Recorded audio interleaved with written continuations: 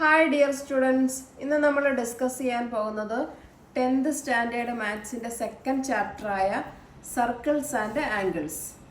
അപ്പം നമ്മൾ സർക്കിൾസിനെ കുറിച്ചാണ് ഈ ചാപ്റ്ററിൽ ഡിസ്കസ് ചെയ്യാൻ പോകുന്നത്. ആദ്യം 8th 9th ക്ലാസ്സിൽ നമ്മൾ സർക്കിൾസിനെ കുറിച്ച് കുറച്ച് കാര്യങ്ങളൊക്കെ പഠിച്ചിട്ടുണ്ട്. അതൊന്ന് നമുക്കൊന്ന് ഓർത്തു നോക്കാം. ആദ്യം ഇതൊരു സർക്കിളാണ് അല്ലേ. ഈ സർക്കിളിൻ്റെ ഇതെന്താണ് നമ്മൾ പറയുന്നത്? സെൻറ്റർ അല്ലേ.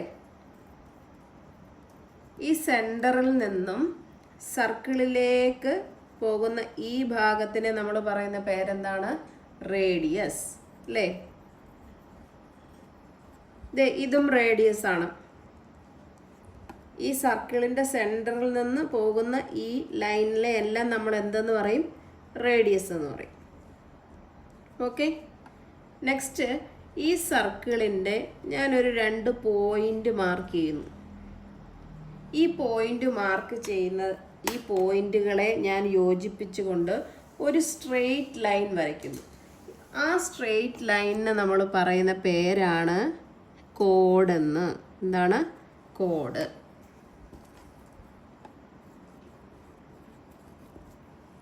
അപ്പോൾ ഇത് എന്താണ്? ഒരു കോഡാണല്ലേ. 2 പോയിന്റിനെ യോജിപ്പിച്ച് വരയ്ക്കുന്ന സ്ട്രെയിറ്റ് ലൈൻ, ഇതൊരു കോഡാണ് അല്ലേ. ഇത് ഇങ്ങനെ പോകുന്നത് ഇതും എന്താണ്? കോഡാണ് അല്ലേ. അപ്പോൾ ഇതിങ്ങനെ പോയി വന്നു കഴിഞ്ഞാൽ ഈ നടുക്കൂടെ പോകുന്ന ഇതും എന്താണ്? ഒരു കോഡാണ് അല്ലേ. അപ്പോൾ നമ്മുടെ സർക്കിളിലെ ഏറ്റവും വലിയ കോഡെന്ന് പറയുന്നത് എന്താണ്? ഡയമീറ്റർ.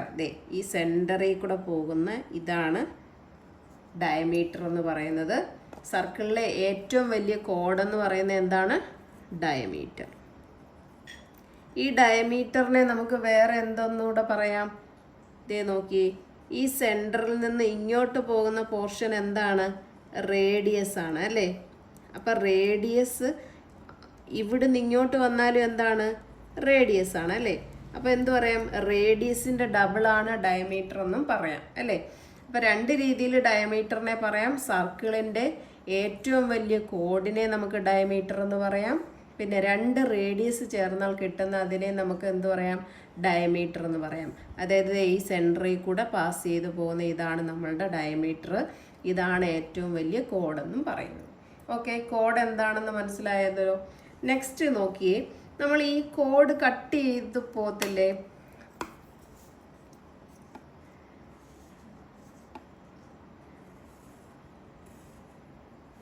കോഡ് കട്ട് ചെയ്ത് പോകുന്ന ഈ പോർഷൻ ഇല്ലേ, ഇതിന് നമ്മൾ പറയുന്ന പേരാണ് സെഗ്മെന്റ്. എന്താണ്? സെഗ്മെന്റ്.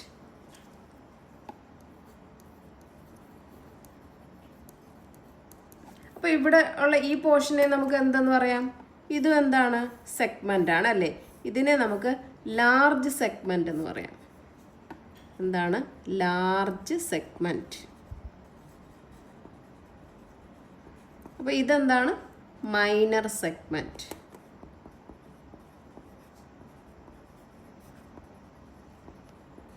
ഓക്കെ, ക്ലിയർ ആണല്ലോ.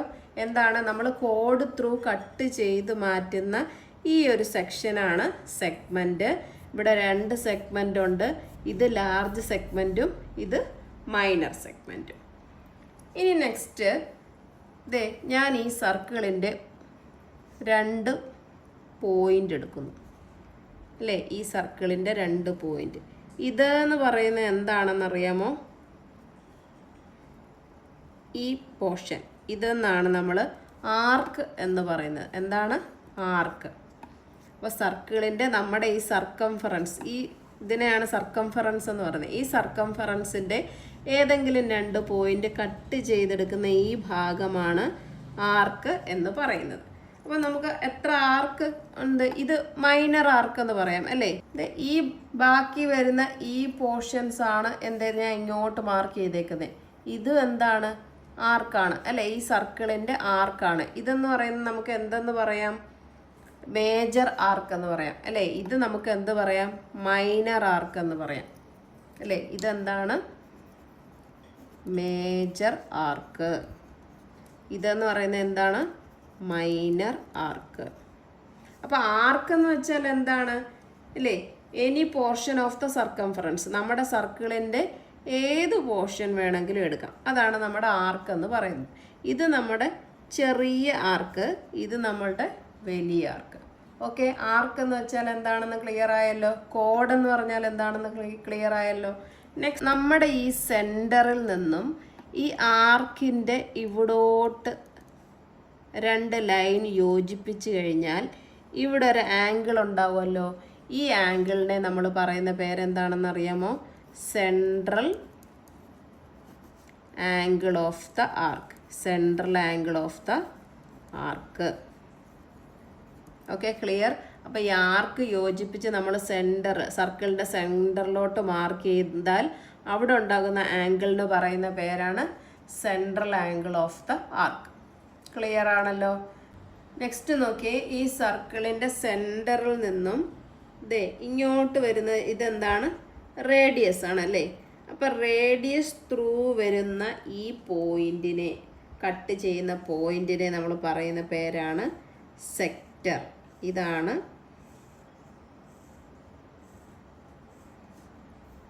സെക്ടർ എന്ന് പറയുന്നത്. ഓക്കെ, അപ്പോൾ ഈ സെക്ടറിൻ്റെ ഇവിടെ ഉള്ള ആംഗിളിനെ നമുക്ക് എന്ത് പറയാം? ആംഗിളിനെ പറയുന്ന പേര് എന്താണ്? Central angle.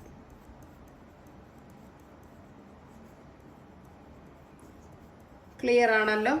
സർക്കിളിൻ്റെ സെൻറ്ററിൽ നിന്നും പോകുന്ന ഈ റേഡിയസ് ത്രൂ കട്ട് ചെയ്യുന്ന പോയിൻ്റാണ് സെക്ടർ. ഈ സെക്ടറിൻ്റെ സെൻറ്ററിലുള്ള ആംഗിളിനെ നമുക്ക് സെൻട്രൽ ആംഗിൾ എന്ന് പറയാം.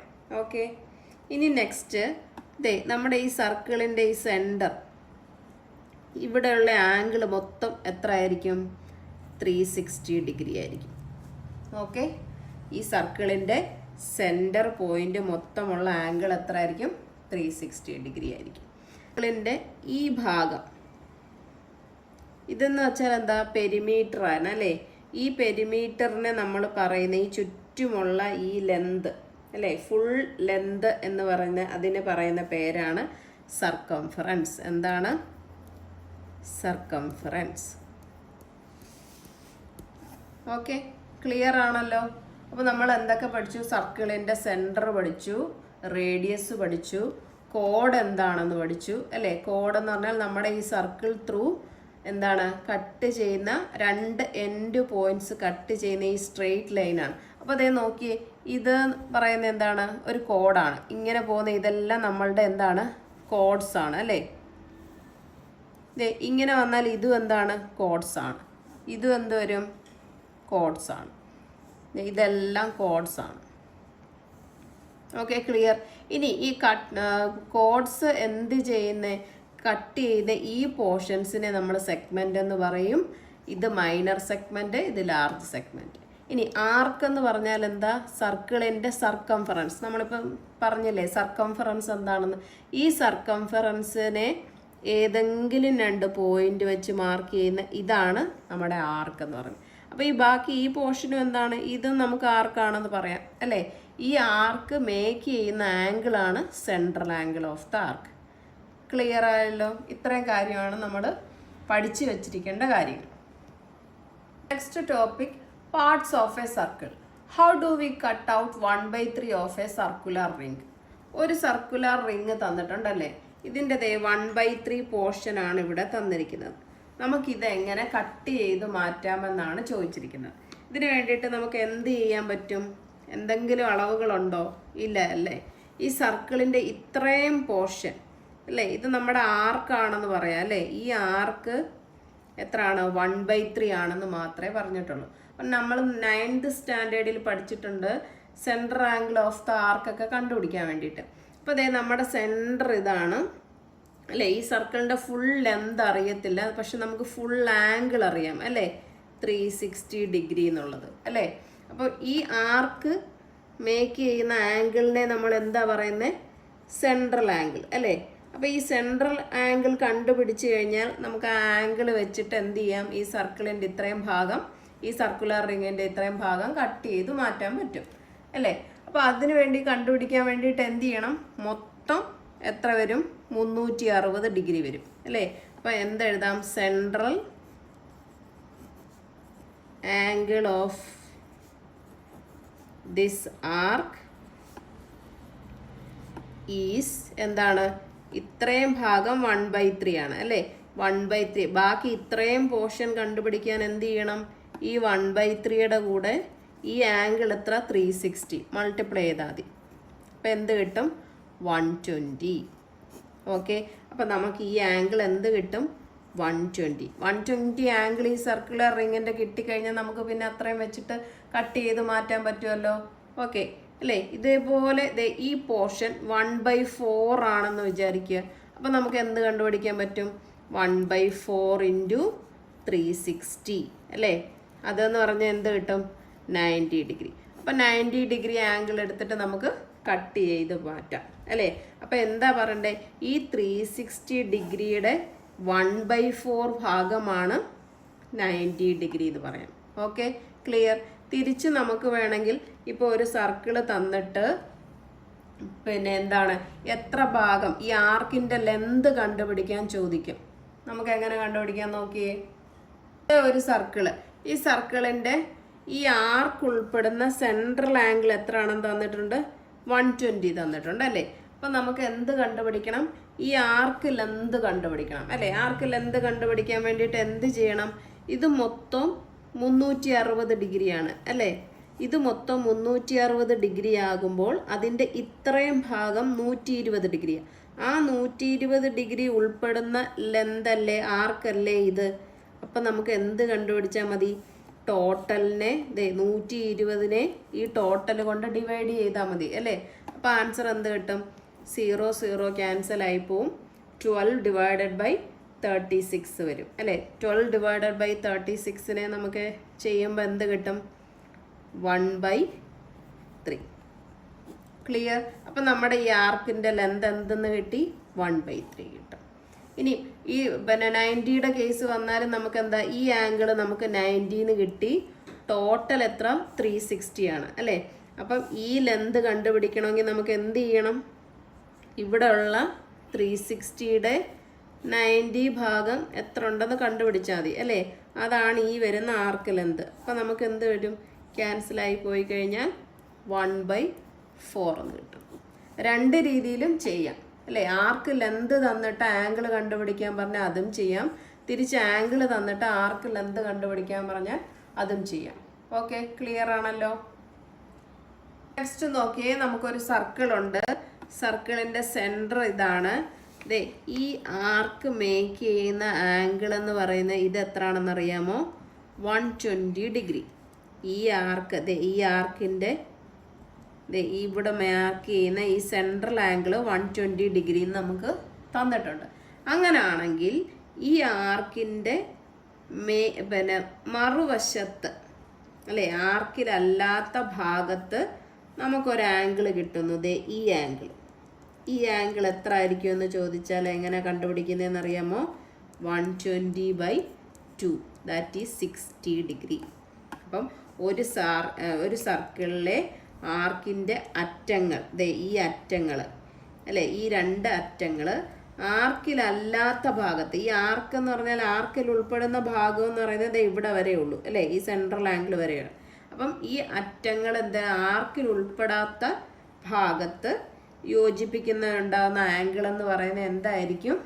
ഈ സെൻട്രൽ ആംഗിളിൻ്റെ പകുതിയായിരിക്കും. ഓക്കെ, മനസ്സിലായോ? അപ്പോൾ വേറൊരു പിക്ചറും കൂടി വരച്ച് കാണിക്കാം. ഇതാണ് നമ്മുടെ സെൻട്രൽ ആംഗിൾ വരുന്നത്. ഇതെത്രയാണ്? 120 ഡിഗ്രി. ഇതാണ് നമ്മുടെ ആർക്ക്. ഇപ്പം ഈ ആർക്കിൽ ഉൾപ്പെടാത്ത മറുഭാഗത്തുള്ള ആംഗിൾ എന്ന് പറഞ്ഞാൽ ഈ ആർക്കിൻ്റെ രണ്ടറ്റം ഇവിടെ, ഇവിടുന്ന് വന്ന് ഇങ്ങോട്ട് പോകുന്നു. ഇതൊരാംഗിൾ. ഇതെത്രയായിരിക്കും? 120/2 60 ആയിരിക്കും അല്ലേ? ഇനി നോക്കിയേ, ഈ ആർക്കിൻ്റെ ഈ രണ്ടറ്റം അപ്പുറത്തെ ഭാഗത്ത് മേക്ക് ചെയ്യുന്ന ആംഗിൾ ആണല്ലോ ഇത് അല്ലേ?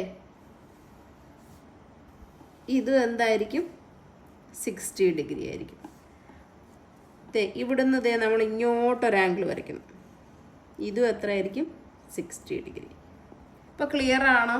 നമ്മുടെ ഒരു ആർക്ക് മേക്ക് ചെയ്യുന്ന സെൻട്രൽ ആംഗിൾ എന്ന് പറയുന്നത് അല്ലേ, ആർക്കിന് ഉൾപ്പെടാത്ത മറുവശത്തുള്ള ആംഗിളുകൾക്കെല്ലാം എന്തായിരിക്കും? പകുതിയായിരിക്കും. ഓക്കെ, അങ്ങനെയാണെങ്കിൽ നമുക്ക് ജനറലായിട്ട് എങ്ങനെ പറയാം? ജനറലായിട്ട് നമുക്ക് ഇങ്ങനെ പറയാം, ഇവിടെ സി ഡിഗ്രി ആണെങ്കിൽ ഈ ആർക്കിൻ്റെ ഈ സെൻട്രൽ ആംഗിൾ സി ഡിഗ്രി ആണെങ്കിൽ ഇതിൻ്റെ മറുഭാഗത്ത് ഈ ആർക്കിൻ്റെ സെൻട്രൽ ആംഗിൾ അല്ലാതെ മറുഭാഗത്ത് വരുന്ന ആർക്കിലല്ലാത്ത ഭാഗം എന്ന് ഓർത്താൽ മതി. ഇത് ആർക്കിലല്ലാത്ത ഈ ഭാഗം വരുന്നത് C/2 ആയിരിക്കും. തിരിച്ചു വേണമെങ്കിലും നമുക്ക് പറയാം, ഇവിടെ ഈ ഒരു ആംഗിൾ തന്നു കഴിഞ്ഞാൽ നമുക്ക് ഈ ആർക്കിൻ്റെ സെൻട്രൽ ആംഗിൾ കണ്ടുപിടിക്കാൻ ഇതിൻ്റെ ഇരട്ടി എടുത്താൽ മതി, ഡബിൾ എടുത്താൽ മതി. ഓക്കെ, അപ്പോൾ നമുക്ക് എങ്ങനെ പറയാം? The angle made by the arc on the circle is